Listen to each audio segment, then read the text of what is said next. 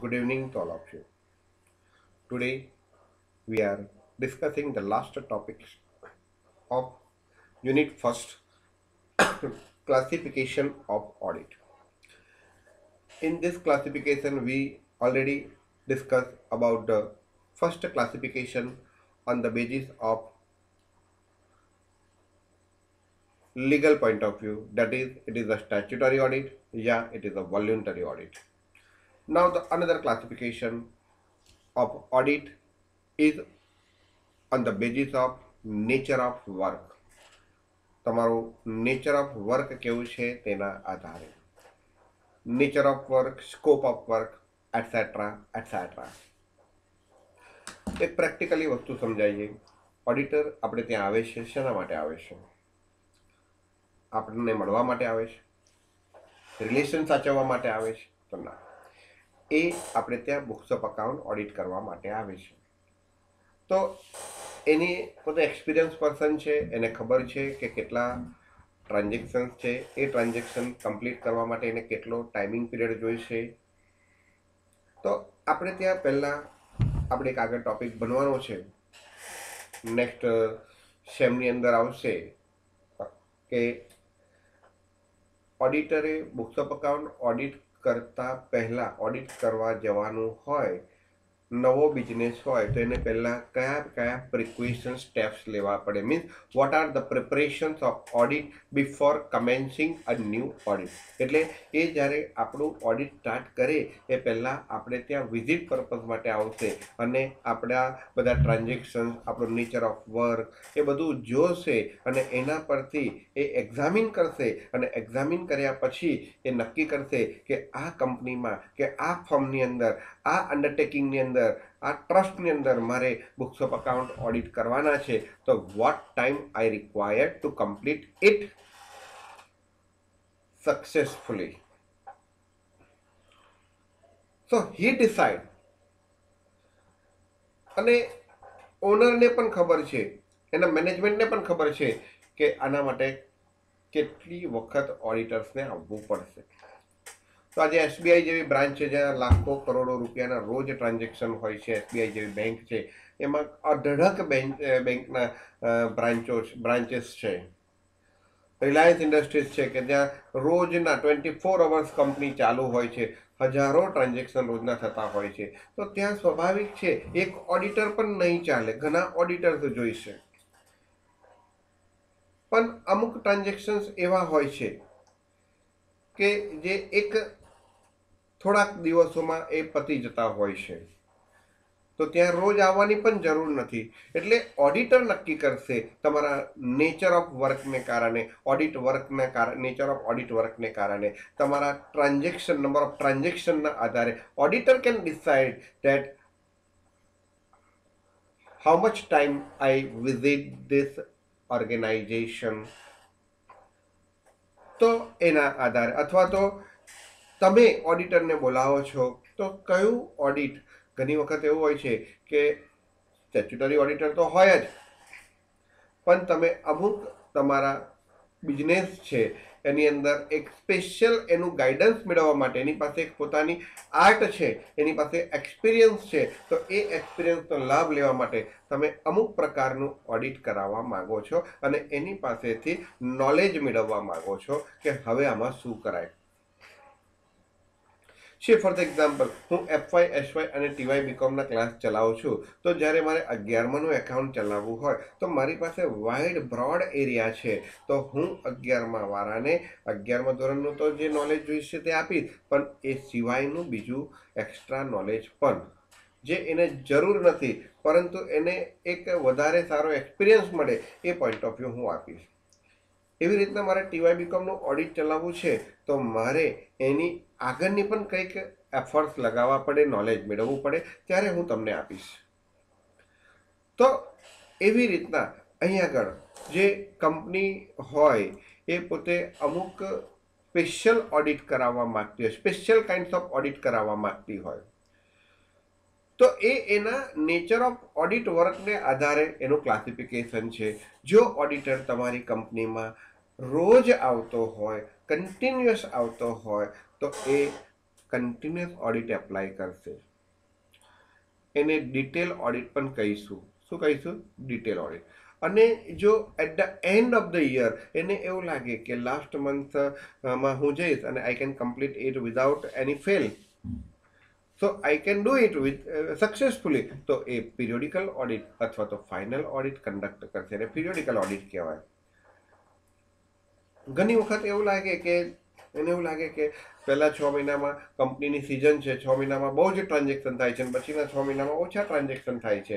તો બધા જ ટ્રાન્ઝેક્શન 12 મહિનામાં ફાઇનલ ઓડિટ કરવું એના બદલે 2 ઓડિટ વચ્ચેનો જે સમયગાળો છે એ સમયમાં હું જઈ આવું તો ત્યાં સુધીનું વર્ક પૂરું થઈ જાય છે. ફોર એક્ઝામ્પલ, એપ્રિલ મહિનામાં તમારું વર્ષ શરૂ થાય અને એને એવું લાગે કે લાઈને હું ઓક્ટોબરમાં જઈ આવું, મારી પાસે ટાઈમ છે, તો એપ્રિલથી ઓક્ટોબર મહિના સુધીનું તો ઓડિટ થઈ જાય. અને પછી એ જ્યારે એન્યુઅલી માર્ચમાં આવે કાં તો તે વખતે એને ખાલી ઓક્ટોબરથી માર્ચ મહિનાનું જ ઓડિટ કરવાનું બાકી રહે. તો આવું જે 2 ફાઇનલ ઓડિટની વચ્ચે એ જ્યારે બુક્સ ઓફ અકાઉન્ટ ઓડિટ કરવા માટે આવે છે તો એને કહીશું ઇન્ટ્રીમ ઓડિટ, એટલે કે વચગાળાનું ઓડિટ. ઘણી વખત કેવું હોય છે કે આપણે બિઝનેસની અંદર અમુક જે બુક્સ ઓફ અકાઉન્ટ છે એ આપણે સંભાળતા હોઈએ અથવા તો આપણો કોઈ એકદમ વિશ્વાસુ માણસ સંભાળતો હોય, પણ અમુક ટ્રાન્ઝેક્શન એવા છે કે જે આપણે એના ઉપર કોન્સન્ટ્રેશન નથી આપી શકતા કે એને બહુ સિરિયસલી આપણે એના ઉપર વોચ નથી રાખી શકતા, તો એવા ટ્રાન્ઝેક્શનનું જ ખાલી ઓડિટ કરાવવું છે.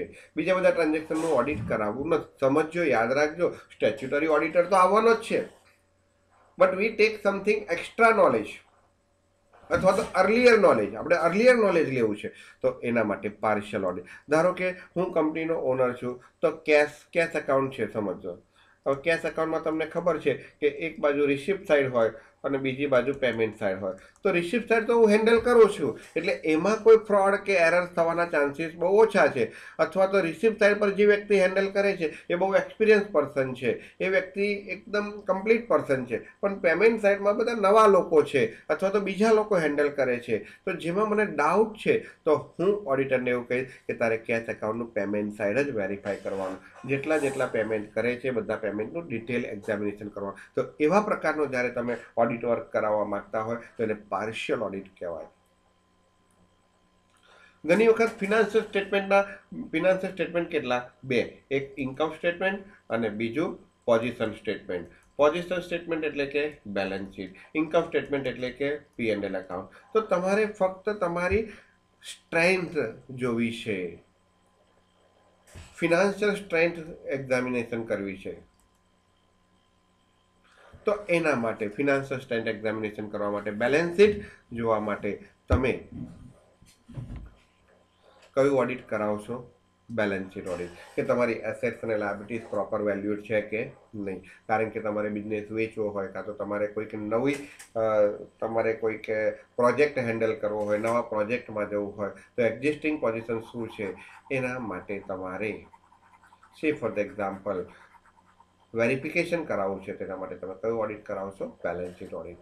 તમારી પડતર કિંમત, કોસ્ટ જે તમે મેળવો છો એ પ્રોપરલી મેળવો છો કે નથી મેળવતા, એનું નોલેજ મેળવવું છે. તો એક્સપિરિયન્સ પર્સનનું એક એક્સપિરિયન્સ મેળવવો છે, એની પાસેથી કોઈક લોફુલ છે. ઘણી વખત એવું હોય કે આપણે જે કોસ્ટ મેળવીએ છીએ એમાં કોઈક ખામી છે, તો આપણે એ કોસ્ટનું ઓડિટ કરાવીએ અને ઓડિટર પાસેથી એક કન્ફર્મેશન મેળવીએ છીએ કે અમે જે રીતના કોસ્ટ મેળવી રહ્યા છીએ એ બરોબર છે ને. નહીં તો શું થાય ખબર છે કે તમે જે કોસ્ટનું કાઉન્ટિંગ કરો છો અને તમારો કોમ્પિટિટર જે કોસ્ટનું કાઉન્ટિંગ કરે છે તો એમાં તમારી ભૂલ થાય છે, એટલે તમારી કોસ્ટ ના હોય તે છતાંય વધારે આવે છે. અમુક ખર્ચા કોસ્ટમાં કન્સિડર્ડ ન થાય, અમુક વસ્તુ કન્સિડર્ડ ન થાય, તે છતાંય તમે કન્સિડર કરો છો અને પ્રિન્સિપલી ન થાય એવું પેલાને ખબર છે એટલે એ કન્સિડર કરતો નથી. એટલે શું થાય, એની કોસ્ટ ઓછી આવે, તમારી કોસ્ટ વધારે આવે. તમારી કોસ્ટ વધારે આવે એટલે તમારી સેલિંગ પ્રાઇસ વધારે હોય માર્કેટમાં અને પેલાની સેલિંગ પ્રાઇસ ઓછી હોય. હવે ક્વોલિટી એક છે, સેલિંગ પ્રાઇસમાં ફેર છે એટલે એનો બિઝનેસ વધી જાય. So you are going on the proper way to calculate the cost or not? For that you are making audit about cost audit. એવી રીતના મેનેજમેન્ટ બરોબર થઈ રહ્યું છે કે નહીં એનું ઓડિટ, મેનેજમેન્ટ ઓડિટ, ઓકેશનલ ઓડિટ, આ રીતના અલગ અલગ આ જ પ્રકારના ઓડિટ છે. એમાં મેઇન બે છે, કન્ટિન્યુઅસ ઓડિટ અને પિરિયોડિકલ ઓડિટ. ઘણી વખત બેલેન્સ શીટ ઓડિટ અને કોસ્ટ ઓડિટ પણ પૂછાય છે. ઓકે, હવે કન્ટિન્યુઅસ ઓડિટની વાત કરીએ અને ફાઇનલ ઓડિટની વાત કરીએ તો બેમાં તમને ખબર છે કે કન્ટિન્યુઅસ ઓડિટમાં ઓડિટર કન્ટિન્યુઅસલી આવે, જ્યારે ફાઇનલ ઓડિટમાં auditor at the end of the period આવે. એટલે અમુક બેનિફિટ કન્ટિન્યુઅસ ઓડિટના છે, જે બેનિફિટ ફાઇનલ ઓડિટમાં નથી મળતા. સો we can say a benefits of continuous audit is a disadvantages of final audit. અને કન્ટિન્યુઅસ ઓડિટના આધારે કન્ટિન્યુઅસ ઓડિટ કરવામાં આવે તો ઘણા ડિસએડવાન્ટેજીસ પણ છે. તો એ ફાઇનલ ઓડિટ કરો તો એના એડવાન્ટેજીસ છે. એટલે એક વખત કન્ટિન્યુઅસ ઓડિટ જો બની લેવાય તો ફાઇનલ ઓડિટ ઇઝીલી આવડશે. So now we can discuss about the continuous audit. What is the continuous audit? What are its advantages and disadvantages? 7 માર્કમાં પૂછાય છે. તો મિનિંગ એડવાન્ટેજીસ અને ડિસએડવાન્ટેજીસ લેવાનું. જાન્યુઆરી 15માં 8 માર્કમાં પૂછાયો હતો, 14માં 5 માર્કમાં પૂછાયો, એટલે વારંવાર પૂછાય છે. એવું સમજવાનું 5-7 માર્કનું તો પૂછાય જ છે. તો એ પ્રમાણે તમારે લખવાનું. Continuous audit is one in which external auditor, કારણ કે ઓડિટર પણ પાછા બે પ્રકારના, એક્સટર્નલ અને ઇન્ટરનલ. એક્સટર્નલ ઓડિટર એટલે કેવો ઓડિટર કે જે statutory auditor. External auditor staff is occupied in a detail examination, કે જેની અંદર આપણે એક્સટર્નલ ઓડિટરના સ્ટાફને ઓક્યુપાય કરીએ છીએ, અપોઇન્ટ કરીએ છીએ, ટૂંકમાં એને રાખીએ છીએ detail examination of books of account of the ક્લાયન્ટના બુક્સ ઓફ અકાઉન્ટના ડિટેલ એક્ઝામિનેશન માટે રાખવામાં આવે છે કન્ટિન્યુઅસ ઓડિટમાં. The whole year round or at a regular interval. સમજો, કન્ટિન્યુઅસ ઓડિટ એટલે રોજે રોજ આવે એવું જરૂર નથી. રોજ આવે તો પણ, કાં તો રેગ્યુલર ઇન્ટરવલ આવે. ધારો કે દર ઇવન વીકે આવે, એક વીક આવે ને પછી એક વીક ના આવે, એક વીક આવે ને પછી એક વીક ના આવે, કાં તો દર ત્રીજા દિવસે આવે, સે વીકલી આવે, મંથલી આવે, ક્વાર્ટરલી આવે, તો એ કયું ઓડિટ કહેવાય? Continuous audit. It is a system of audit. આ એક એવી સિસ્ટમ છે in which audit work is carried out almost simultaneously with the recording of transaction. જેમ જેમ ટ્રાન્ઝેક્શન રેકોર્ડ થાય તેમ તેમ તેનું ઓડિટ થઈ જતું હોય છે. સપોઝ કે એ દર વીકલી આવે તો એ વીકમાં વીકેન્ડમાં આવે. ધારો કે એવું આપણે એઝ્યુમ કરીએ કે એક્ઝામ્પલ આપીએ છીએ કે સેટરડે અને સન્ડે આવે, તો એનો મતલબ મંડે ટુ સેટરડે સુધીના જે કંઈ પણ ટ્રાન્ઝેક્શન થયા હોય એ સેટરડે સન્ડેમાં એક્ઝામિનેશન થઈ જાય. એટલે as soon as transactions occurred, it should be audited. So we can say that it is carried on almost simultaneously with the recording of transactions. હવે જો તમે એના માટે ફાઇનલ ઓડિટની વાત કરતા હોય ને, પિરિયોડિકલ ઓડિટ, તો એનો મિનિંગ જો એટલે તમને ખબર પડે. Under periodical audit, the auditor takes up his work of checking the books of account and other related documents only at the end of the accounting period. પેલામાં કન્ટિન્યુઅસ વર્ક લે છે, મંથલી, ફોર્ટનાઇટલી, એ રીતના. આમાં at the end of the accounting period, accounting period પૂરો થાય ત્યારે જ એ બુક્સ ઓફ અકાઉન્ટ એક્ઝામિનેશન કરવામાં આવે છે. Only at the end of the accounting period, when the transactions for the whole financial years are completely recorded, જ્યારે એનું completely recording થઈ ગયું હોય, બેલેન્સ એની બાકી શોધાઈ ગઈ હોય, trial balance is drawn out and the final accounts have been prepared. Such system is known as, or cancel કરવાનું છે, final or annual audit. એના મેઇન ફીચર્સ કયા છે? તો કે the auditor will normally start routine checking of the book and other audit procedures. આ કેસમાં પોતાનું રૂટીન ચેકિંગ અને અધર ઓડિટર પ્રોસિજર ક્યારે સ્ટાર્ટ કરે છે? only after the close of financial year. He would complete his work in a one continuous session. એક સેશનની અંદર, suppose કે એક મહિનો આવવાનો છે તો એ મહિનાનું સેશન, એક વીક કન્ટિન્યુઅસ આવવાનો છે તો એક વીકનું સેશન, એને અથવા તો એટ અ વન સ્ટ્રીચ પણ કહેવાય. એટ અ વન સ્ટ્રીચ પણ કહેવાય, એક જ બેઠક એટલે એવું નહીં કે એ બેઠો એટલે ઊભો જ ના થાય, પણ એક અઠવાડિયું કન્ટિન્યુઅસ આવે, એક મહિનો કન્ટિન્યુઅસ આવે, એને શું કહેવાય?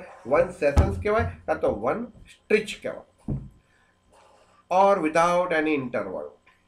ઇન અધર વર્ડ્સ નહીં લખો તો પણ ચાલશે. The auditor visits his client only once in a year and goes on checking accounts and other related documents until, અને ક્યાં સુધી કન્ટિન્યુ રાખશે? Until the audit work for the whole period is completed. Okay, હવે સ્વાભાવિક છે સ્યુટેબિલિટી. તો continuous ઓડિટની સ્યુટેબિલિટી ક્યાં હોય? કન્ટિન્યુઅસ ઓડિટની જરૂર ક્યારે પડે? તો જ્યારે તમારો બિઝનેસ લાર્જ હોય. તો continuous audit become imperative. Imperative એટલે કે સ્યુટેબલ, ફેસિબલ એવું પણ કહી શકાય. Feasible in the following business. ક્યારે? તો કે where it is desire that the audited final account should be ready. તમારા ઓડિટેડ ફાઇનલ અકાઉન્ટ રેડી હોવા જોઈએ. ક્યારે? Immediately after the close of the accounting period. જેવું અકાઉન્ટિંગ પીરિયડ ક્લોઝ થાય તરત જ બીજા દિવસે તમારે તમારા ફાઇનલ એકાઉન્ટ રજૂ કરવાના હોય, just like in the banking system. તો ત્યાં તમારે કન્ટિન્યુઅસ ઓડિટ કરાવવું જ પડે. અથવા તો where the business is very large and numerous એટલે ઘણા બધા, અથવા તો સો મેની, અથવા તો large transaction to be checked, where there is no satisfactory and effective system of internal check. Internal check system ત્યાં satisfactory ના હોય. So the question is that what is the meaning of internal check system? તો internal check system ની આજે આપણે વાત કરીએ. સમજો internal check system એટલે શું. તો એક એક્ઝામ્પલ હું તમને આપું ઇન્ટરનલ ચેક સિસ્ટમનું. એક બેંક છે, એક શોપ છે, સમજો. શોપનો આ ગેટ છે, એક્ઝામ્પલ સમજવાનો છે, ગેટ નથી દેખવાનો. આ આખી શોપ છે.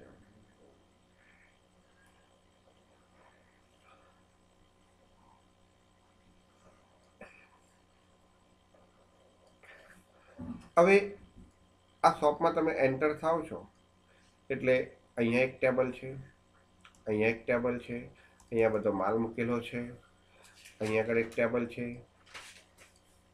અને અહીંયા આગળ એક ટેબલ છે. અહીં આખું કેશ ડિપાર્ટમેન્ટ છે.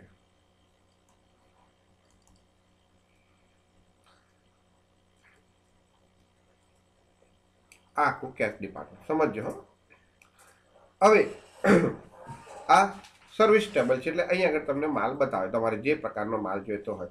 જે ફોર ધ એક્ઝામ્પલ આપણે આ રેડીમેડ ગાર્મેન્ટની શોપ છે, રેડીમેડ ગાર્મેન્ટની શોપ છે. તો અહીંયા આગળ કિડ્સ વેર છે, એમાં કિડ્સમાં બોયઝના છે, અહીંયા આગળ કિડ્સના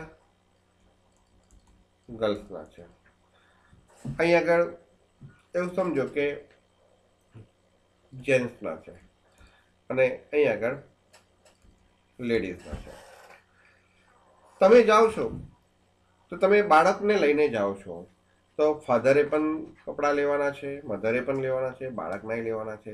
તો બધા ટેબલની જરૂર પડશે. એટલે પહેલાં આ ટેબલમાંથી માલ ખરીદશે, અહીંયા આગળ માલ બોયઝના, અહીંયા આગળ ગાર્મેન્ટ બોયઝનું મળશે એટલે અહીંયાથી અમુક વસ્તુ સિલેક્ટ કરશો.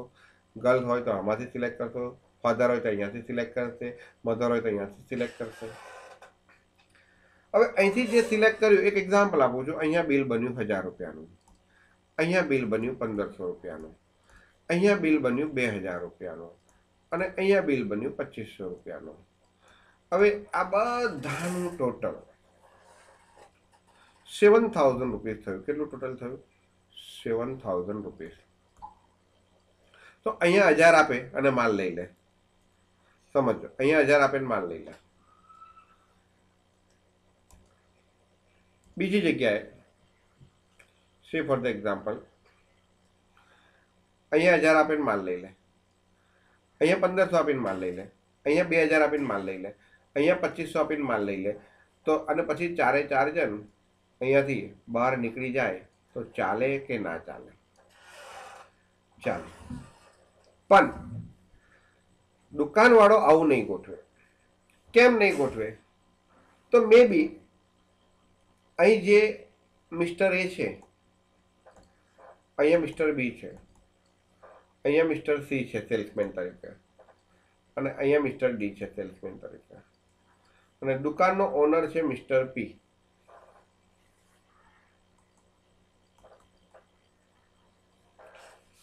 તો મિસ્ટર એનો રિલેટિવ થયો, તો એવું બને કે આ વ્યક્તિ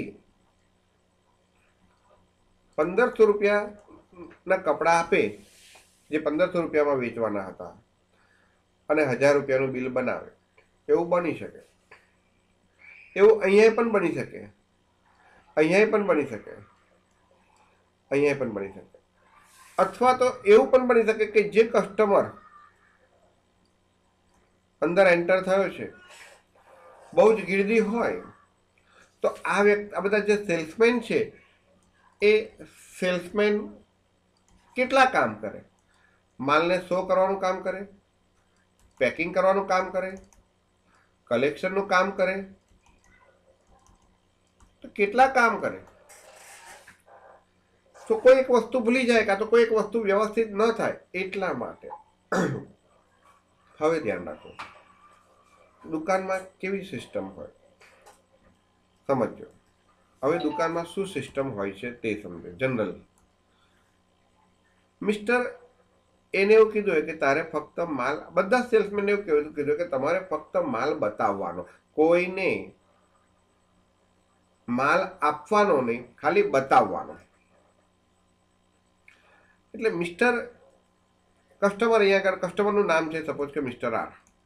મિસ્ટર આર એન્ટર થયો, એને અહીંયા આગળ 1000 રૂપિયાનું કપડાં લીધા, એને સિલેક્ટ કરી દીધા, એટલે કે આ માલ લેવાના છે. એટલે મિસ્ટર એ એવું કહેશે કે સારું, વાંધો નહીં, તમારે બીજા માલ જોઈતો, બીજો જે કપડાં લેવાના હોય લઈ લો, અને પછી કાઉન્ટર પર જજો એટલે તમને મળી જશે પૈસા આપીને. હવે મિસ્ટર એનો જે માલ છે એને પેકિંગ નહીં કરવાનો, એનું જે બોક્સ ને બધું હોય, તો અહીંયા એક માણસ ફરતો જ હોય, સપોઝ કે પ્યુન, મિસ્ટર પી એક પ્યુન છે, એ પ્યુન ફરતો જ હોય, કે એક ક્લર્ક છે, એ ક્લર્ક ફરતો જ હોય, એને બૂમ પાડે કે આ લઈ જાવે. એટલે અહીંયા એ ફરતો ફરતો એવી રીતના મિસ્ટર બી એ પણ મિસ્ટર આર કસ્ટમર્સ છે, એને અહીંયા માલ સિલેક્ટ કર્યો છે, એ પણ આને બૂમ પાડશે, આ પણ આને બૂમ પાડશે, આ પણ આને બૂમ પાડશે, અને મિસ્ટર ડી પણ આને બૂમ પાડશે.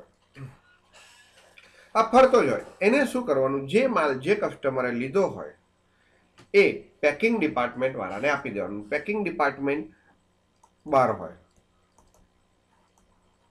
સમજો, પેકિંગ ડિપાર્ટમેન્ટ બહાર.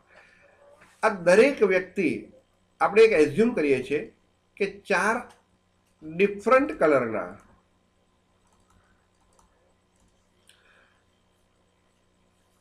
ડિફરન્ટ કલરની સ્લીપ બનાવશે. એક સ્લીપ પોતાની પાસે રાખશે, એમાં એક સ્લીપ સેલ્સમેન પાસે હશે, બીજી સ્લીપ ક્લર્ક પાસે હશે, ત્રીજી ઓરિજિનલ સ્લીપ, અને 2 ઓરિજિનલ સ્લીપ, સમજો, ત્રીજી ઓરિજિનલ સ્લીપ કસ્ટમર પાસે હશે, અને ચોથી સ્લીપ પેકિંગ ડિપાર્ટમેન્ટ વાળા પાસે હશે. સમજો, ક્લર્કને બોલાવે એટલે ક્લર્ક પોતાની, સેલ્સમેન એક સ્લીપ પોતાની પાસે રાખશે, 3 સ્લીપ સેલ્સમેનને આપશે. એમાં નક્કી જ હોય કે આ એક સ્લીપ રેડ કલરની હોય, એક સ્લીપ બ્લુ કલરની હોય, ત્રીજી ગ્રીન કલરની હોય, ગમે તે કલરની હોય, એવું કંઈ જરૂરી નથી. ચોથી સ્લીપ છે ફોર ધ એક્ઝામ્પલ બ્લેક કલરની હોય કે વ્હાઇટ કલરની હોય, સમજો. તો એ બાકીની 3 સ્લીપ કોને આપશે? ક્લર્કને. એટલે ક્લર્ક શું કરશે કે જે પેકિંગ ડિપાર્ટમેન્ટ વાળાની સ્લીપ છે એ પેલા બોક્સમાં મૂકીને પેકિંગ ડિપાર્ટમેન્ટ વાળાને આપશે, અને એમાં એની જે સ્લીપ છે પોતાની પાસે રાખશે, અને કસ્ટમર ઓરિજિનલ બિલ પોતાની પાસે રાખશે. આવી રીતના દરેક જગ્યાએથી કસ્ટમરને, દરેક દુકાનમાંથી જે કાઉન્ટર પરથી માલ લીધો છે, અહીંયા 1000નો, અહીંયા 1500નો, અહીંયા 2000નો અને અહીંયા 2500નો, તો એ બધાની સ્લીપ લઈને ક્યાં જશે? મિસ્ટર પી પાસે જશે. હવે મિસ્ટર પી શું કરશે? લાવો ભાઈ, તમે કયો માલ લીધો? 1000 રૂપિયાનો, તો લાવો એ 1000 રૂપિયા લાવો. 1000 રૂપિયા લાવે એટલે એના ઉપર પેડનો સિક્કો વાગશે. પછી 1500ની સ્લીપ લેશે, એના પર પેડનો સિક્કો. પછી 2000ની સ્લીપ લેશે, એના પર પેડનો સિક્કો. અને પછી 2500 રૂપિયાની સ્લીપ લેશે, એના પર પેડનો સિક્કો લગાવશે. અને 4 સ્લીપ એને પાછી આપશે અને પોતે રેકોર્ડ કરી દેશે. સ્લીપ નંબર લખેલો હોય આની ઉપર. શું લખેલો હોય? એક એક્ઝામ્પલ આપું છું, આ બધું ઇમેજનરી એક્ઝામ્પલ. સ્લીપ નંબર લખેલો હોય. આ સ્લીપ નંબર 4 સ્લીપ પર કોમન હોય. 4 સ્લીપ ઉપર આ સ્લીપ નંબર કેવો હોય? કોમન હોય. તો હવે સપોઝ કે એ 102 નંબરની સ્લીપ છે, તો 102 નંબરની સ્લીપ કોની કોની પાસે રહી? મિસ્ટર એ પાસે રહી. આની 102 નંબરની સ્લીપ છે, આની 202 નંબરની સ્લીપ છે, આની 302 નંબરની સ્લીપ છે, અને આની 402 નંબર. એક એક્ઝામ્પલ આપ્યો છે, 402 નંબરની સ્લીપ છે. તો દરેક જણની સ્લીપ ક્લાર્ક પાસે છે, દરેક જણની સ્લીપ જે તે સેલ્સમેન પાસે છે, દરેક જણની સ્લીપ પેકિંગ ડિપાર્ટમેન્ટ વાળા પાસે છે, અને દરેક સ્લીપની ઓરિજિનલ સ્લીપ કસ્ટમર પાસે છે. એટલે અહીં આગળ મિસ્ટર પી શું કહેશે કે તમે પૈસા ભરી દીધા, પેડ, હવે આ તમે પેકિંગ ડિપાર્ટમેન્ટમાં બતાવશો એટલે પેકિંગ ડિપાર્ટમેન્ટ તમને માલ આપશે. એટલે પેકિંગ ડિપાર્ટમેન્ટ વાળો શું જોશે કે લાવ સ્લીપ કયા નંબરની છે? 102. એટલે એ 4 બોક્સ એની પાસે હશે, કારણ કે 4 વસ્તુ ખરીદી છે. તો એમાંથી 102 નંબરની સ્લીપ વાળું બોક્સ કાઢશે અને જોઈ લેશે કે બરોબર છે, ઓકે, પેડનો સિક્કો છે, ઓકે. તો એ સ્લીપ પોતે બોક્સમાં જે પડી છે એ પોતાની પાસે રાખશે, જે પેકિંગ ડિપાર્ટમેન્ટ વાળા પાસે છે, અને પેલાને માલની કોથળી આપી દેશે. એવી રીતના બીજું સ્લીપ, 202 નંબરની સ્લીપ, એવી રીતના 302 નંબરની, એવી રીતના 402 નંબર. હવે સાંજે જ્યારે ભેગા થાય, આ તો એક કસ્ટમરનું ઉદાહરણ આપ્યું, એવી રીતના 100 કસ્ટમર આવ્યા હોય તો દરેક જણ પાસે, દરેક લોકો પાસે, હવે એવું જરૂર નથી કે દરેક જણ પાસે 100 કસ્ટમર આવ્યા હોય તો દરેક જણ પાસે, એક્ઝામ્પલ સમજો કે દરેક કાઉન્ટરમાં 100 કોઈ વ્યક્તિ એવો હોય કે ખાલી કિડના કપડાં લેવા આવ્યો હોય, છોકરાના કપડાં લાવ્યા હોય, તો છોકરીના નાય લાવ્યા હોય, તો એક જ એના ટેબલ પરથી માલ ખરીદ્યો હોય. પણ સાંજે જેનો ઓનર છે એ 4 ટેબલનું, ટેબલ 1, ટેબલ 2, ટેબલ 3 અને ટેબલ 4, એને તો કોમ્પ્યુટરાઇઝ પૈસા લીધેલા છે અને ટેબલ વાઇઝ અલગ અલગ એનું રેકોર્ડિંગ કર્યું છે. એટલે એક એનો સોફ્ટવેર હોય, એક એન્ટર દબાવશે એટલે દરેકનું કલેક્શન કેટલું, દરેકનું કેટલા રૂપિયાનું કલેક્શન હશે એ નક્કી કરી દેશે અને એનું ટોટલ કરશે કે ભાઈ છે બરોબર. બીજું કે ટેબલ 1 ઉપર ટોટલ કેટલા 100 કસ્ટમર ટોટલ આવ્યા છે, તો 100 કસ્ટમરમાંથી ટેબલ 1 ઉપર કેટલા બિલ હોવા જોઈએ, આમાં કેટલા હોવા જોઈએ, આમાં કેટલા હોવા જોઈએ, આમાં કેટલા હોવા જોઈએ, દરેકને પૂછશે. ધારો કે ટેબલ 1 ઉપર 100 કસ્ટમરમાંથી 95 બિલ હોવા જોઈએ, તો મિસ્ટર એને પૂછશે કે તમારી પાસે 95 બિલ છે, તો કહેશે છે. અને રેન્ડમલી 95 બિલમાંથી 5-7 બિલ પૂછશે કે જો આટલા છે, તો છે, એટલે એનો મતલબ બધું સાચું છે.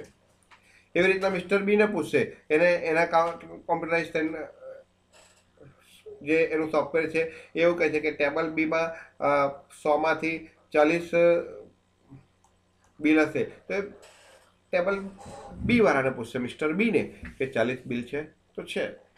આ બધા બિલનો સરવાળો જેટલા થયા હોય એ કોની પાસે હશે? પેકિંગ વાળા પાસે.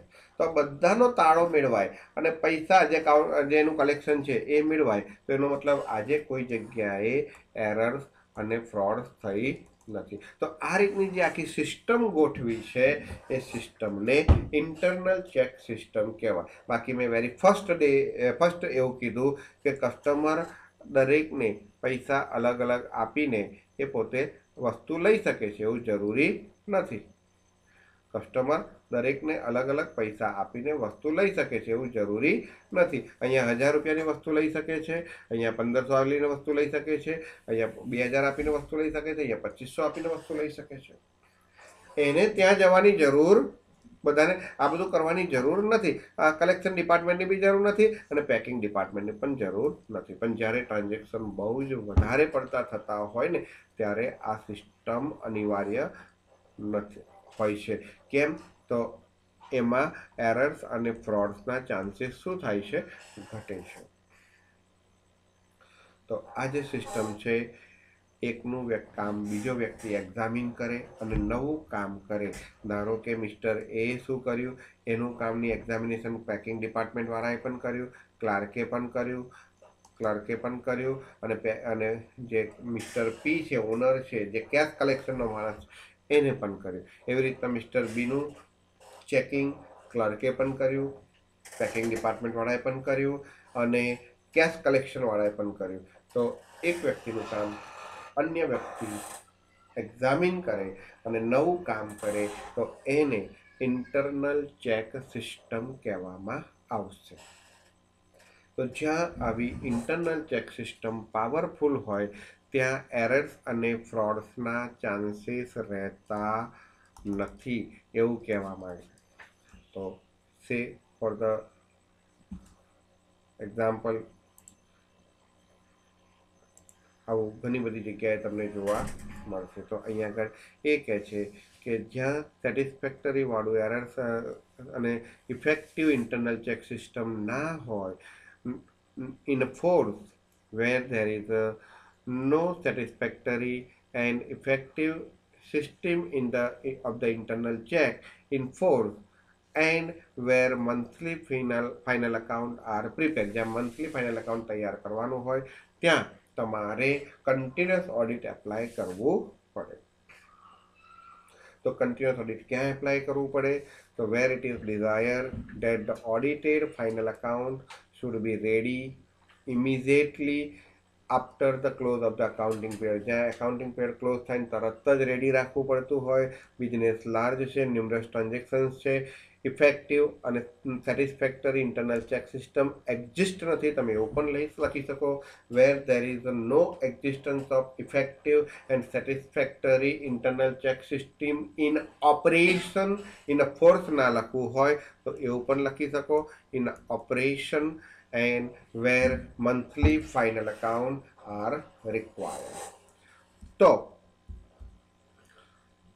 periodical system ક્યાં એપ્લાય થાય? તો this system of audit is a quite common, generally આ સિસ્ટમ હોય છે and considered satisfactorily, especially ખાસ કરીને in the case of small concern. જ્યાં નાના ટ્રાન્ઝેક્શન થતા હોય છે ત્યાં આ વસ્તુ સેટિસ્ફેક્ટરીલી જોવા મળે છે.